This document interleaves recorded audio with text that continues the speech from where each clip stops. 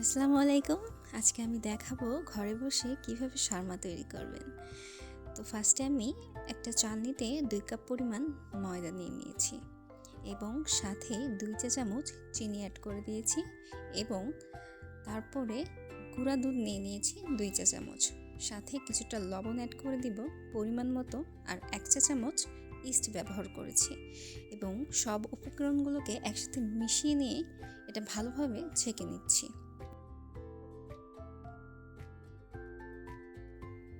এখানে আমি কিছুটা কুকিং অয়েল অ্যাড করে দিচ্ছি এবং আবারও মিশ্রণটাকে খুব সুন্দরভাবে মেখে নিচ্ছি। আর সাথে এখানে আমি হালকা কুসুম গরম পানি অ্যাড করব। খুব ভালোভাবে মেখে আমি ডো তৈরি করে নিব এবং ডোটা তৈরি করার পরে কিছুটা তেল ব্রাশ করে আমি আধা ঘন্টার জন্য রেস্টে রেখে দিলাম। আর একটা পাত্রে আমি বোনলেস চিকেন নিয়ে নিয়েছি, আদা রসুন পেস্ট দিচ্ছি 1.5 চা চামচ, মরিচের গুঁড়া 1 চা চামচ, জিরার গুঁড়া 1 চা চামচ, কিছুটা গরম মশলার গুঁড়া 1/2 চা চামচ, ধনের গুঁড়া 1/2 চা চামচ, লবণ, সয়া সস, টক দই দিচ্ছি 2 চা চামচ এবং সাথে কিছুটা গোলমরিচ অ্যাড করে দিয়েছি, এটা অপশনাল, আর টমেটো সস 1 চা চামচ। আর অরিগ্যানোটাও অপশনাল, আমি কিছুটা অরিগ্যানো ছিটিয়ে দিয়েছি। এগুলোকে খুব ভালোভাবে মেখে নিয়ে আমি এটাকেও আধা ঘন্টার জন্য রেস্টে রেখে দিব।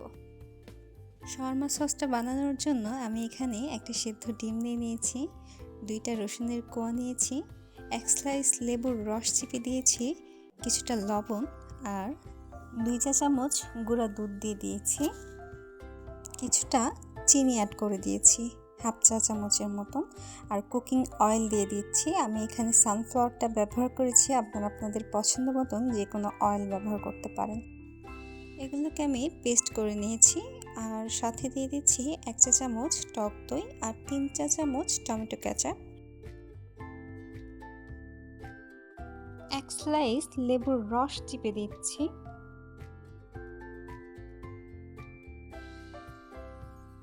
এবার এটাকে সুন্দরভাবে মিক্সড করে নিব।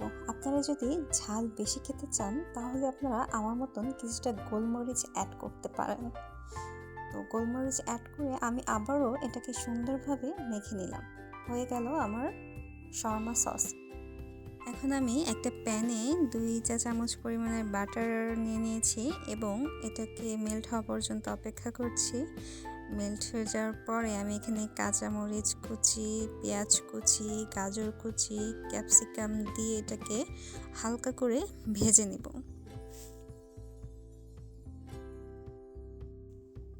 ভাজা হয়ে গেলে এখানে ম্যারিনেট করা চিকেনটা দিয়ে দিব, দিয়ে এটাকেও খুব ভালো মতন লাল লাল করে ভেজে নিব।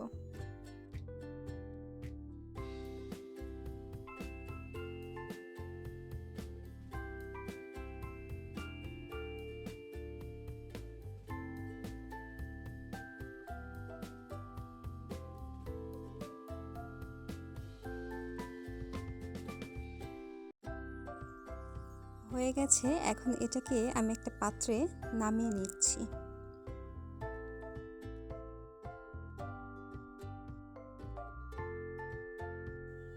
তখনকার যে ডোটা তৈরি করে রেখেছিলাম ওটা অনেকটাই ফুলে গেছে। এখন এটাকে আবারও কিছুক্ষণ ভালোভাবে মেখে নিব। মেখে নিয়ে এখান থেকে 4-5 পিচ করে নিব আমি।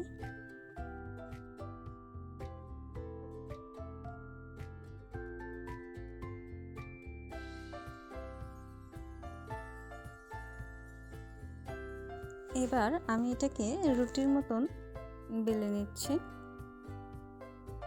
সাইজটা আপনাদের পছন্দ মতন আপনারা করে নেবেন।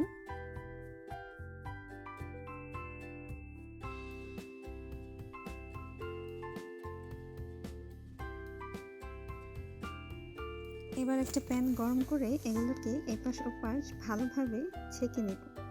আপনারা চাইলে কিছুটা বাটার উপর থেকে ব্রাশ করে দিতে পারেন, আমি দিয়েছি কিন্তু এটা ভিডিওতে আসেনি, স্কিপ হয়ে গেছে। খুব ভালোভাবে রুটির এপাশ ওপাশ আমি ভালোভাবে ছেঁকে উঠিয়ে নিব।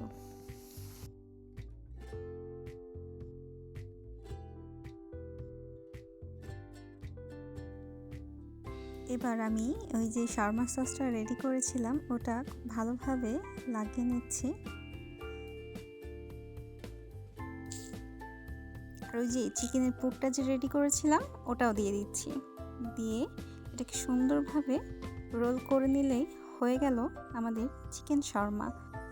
প্রথমটা বানানোর সময় আমি ভেতরে শসা দিতে ভুলে গিয়েছি, তো আরও একটি রেডি করে দেখাচ্ছি আপনাদেরকে।